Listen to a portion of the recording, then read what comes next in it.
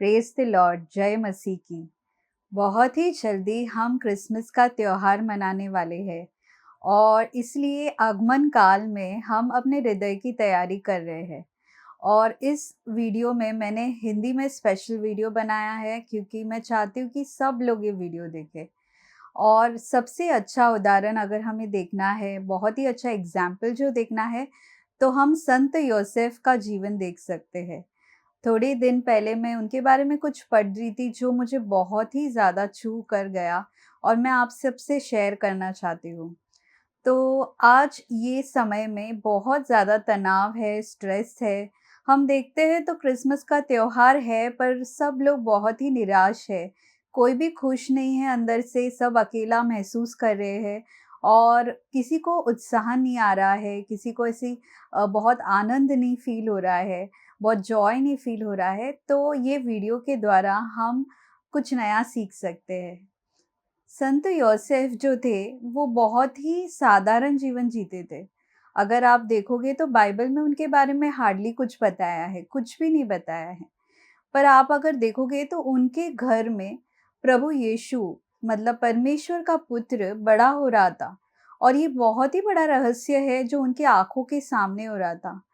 सोचो उनके घर पे परमेश्वर का पुत्र, पूरा संसार जिसकी नज़रें उस पर टिकी पड़ी है और पूरा संसार जिससे आकर्षित हो सकता है, वो इंसान उनके साथ था, परमेश्वर उनके साथ थे, मदर मैरी, माता मरियम उनके साथ थे। पर उन्होंने कभी इस चीज़ का बोलबाला किया नहीं, किसी को जाके बताया नहीं और शांति से अपना जीवन बिताया। आज अगर हम देखते हैं, तो हमें बहुत ज़्यादा तनाव है क्योंकि हमें पूरे दुनिया को बताना है कि हम कितना अच्छा काम कर रहे हैं, क्या कर रहे हैं, क्या नहीं कर रहे।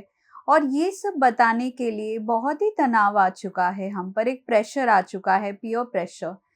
पर अगर हम संत योसेफ का जीवन देखते हैं, तो हमें समझ में आता है कि दुनिया से अलग रहकर बहुत ही शांति में सिर्फ़ ईश्वर के लिए काम करना, सिर्फ़ ईश्वर उनकी चीज़ें देख रहे थे, वो कितना ज़्यादा परिश्रम कर रहे हैं, वो क्या कर रहे हैं, क्या नहीं कर रहे हैं। इसको कहते हैं हिडन लाइफ़ मतलब इंटीरियर लाइफ़ मतलब आंतरिक जीवन जो उनका था, वो सिर्फ़ परमेश्वर के सामने था। परमेश्वर मतलब ईश्वर जानते थे कि वो क्या कर रहे हैं, क्या नहीं कर रहे हैं और वो कभी किसी लोगों के सामने आकर उन्होंने कुछ कार्य नहीं किया, किसी को इम्प्रेस करने की कोशिश नहीं की और इसी कारण वो बहुत ही परमेश्वर से, ईश्वर से बहुत ही ज़्यादा करीबी है। आज हमारे सर पर बहुत तनाव है क्योंकि हमें पब्लिक आई में रहना है, हमें लोगों के सामने बार-बार ये जताना है कि हमारा जीवन अच्छा है और इसके लिए बहुत ही तनाव है। पर हम इधर देखते हैं कि सच्चे गुण जो होते हैं, वर्च्यूज़ जो होते हैं, वो ज़्यादा से ज़्यादा छुपाए हुए सिर्फ़ परमेश्वर की महिमा के लिए जो किए जाते हैं, वो ही आगे जाके स्वर्ग के राज्य में काम आने वाले हैं। हमें इसके लिए एक साधारण जीवन संत योसेफ की तरह जो बहुत ही सिंप्लिसिटी में साधारण जीवन में उनकी नम्रता में कि उनको किसी चीज़ से उनको ऐसा बुरा नहीं लगा कि उनको कोई जानता भी नहीं, उन बाइबल में तो उनके बारे में लिखा भी नहीं है ज़्यादा। तो भी संत योसेफ ईश्वर के बहुत ही करीबी हैं माता मरियम के बाद। अगर हम उनके जीवन से उदाहरण लें तो हम ये देख सकते हैं कि बहुत सारे चीज़ों से उनको दूर जाना पड़ा, बहुत सारे संघर्ष उनको उठाने पड़े और उस संघर्ष में भी वो चाहते थे तो बहुत कंप्लेन कर सकते थे कि ईश्वर ने मुझे क्यों चुना है, उनके पुत्र को सँभालने की ज़िम्मेदारी देकर। कितनी कठिनाइयाँ हैं, कितने प्रॉब्लम्स हैं, मैं ये कैसे करूँगा, मैं कैसे वो करूँगा। पर हम देखते हैं कि संत योसेफ बहुत शांत थे और उनकी शांति का प्रतीक है कि वो बहुत ही ज़्यादा विश्वासु थे। उनको विश्वास था और उनमें बहुत नम्रता थी। इसके लिए वो धन्यवादी दिल से धन्यवाद देते होंगे ईश्वर को कि उनको चुना है ये कृपा मिलने के लिए, ये बड़ा कार्य करने के लिए और इसीलिए परमेश्वर हम पर जो कृपा देते हैं, हम उनको धन्यवाद देने चाहिए कि उन्होंने अगर हमें बहुत बड़े कार्य के लिए चुना है, तो वो बहुत बड़ी ओहदा जो हमें दिया है, वो हमारे अच्छे के लिए है और वो हम पर इतना विश्वास करते हैं, हमें इतना प्यार करते हैं।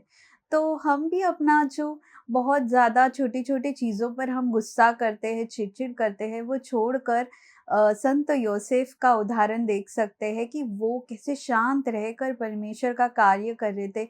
कोई देखे ना देखे, कोई जाने उन्हें या ना जाने, उनके सामने परमेश्वर का पुत्र बड़ा हो रहा है, इतना बड़ा रहस्य चुपचाप अंदर दिल में रखकर और अपने जीवन में जो छोटे-छोटे काम हैं वो करना और वो भी मन लगाकर ईश्वर के लिए करना, ताकि कोई ना देखे, कोई देखे उससे उनको कोई फ़र्क नहीं पड़ता। ईश्वर के नज़रिए में उन्हें बड़ा बनना है, इसके लिए छोटा होना, नम्र होना, प्यार से रहना और ईश्वर की इच्छा करना, इसी से हमें पता चलता है कि उन्होंने पहले क्रिसमस में यीशु आने की तैयारी की है। तो अगर हमें भी अपने दिल में यीशु आने की तैयारी करनी है, तो हम भी ये सारे गुण हमारे जीवन में ला सकते हैं। साधारण जीवन जीना है और बहुत सारी चीज़ों से दूर रहना पड़ता है क्योंकि हम ईश्वर के करीब आना चाहते हैं और बहुत सारी चीज़ें हमें पता नहीं है कि क्या होने वाला है। उन सारी चीज़ों को दिल से स्वीकार करके, ईश्वर की योजना पर विश्वास करके शांतिमय जीवन की कोशिश करने के लिए हम भी पीछे नहीं रहने वाले हैं। अगर हम भी संत योसेफ से प्रेरणा लें और हमारे जीवन में भी यीशु की आने की तैयारी बहुत ही ज़ोरों-शोरों से नहीं तो बहुत ही शांति से प्रार्थना में रहकर उनकी इच्छा कर कर करें। Thank you, God bless you, bye bye.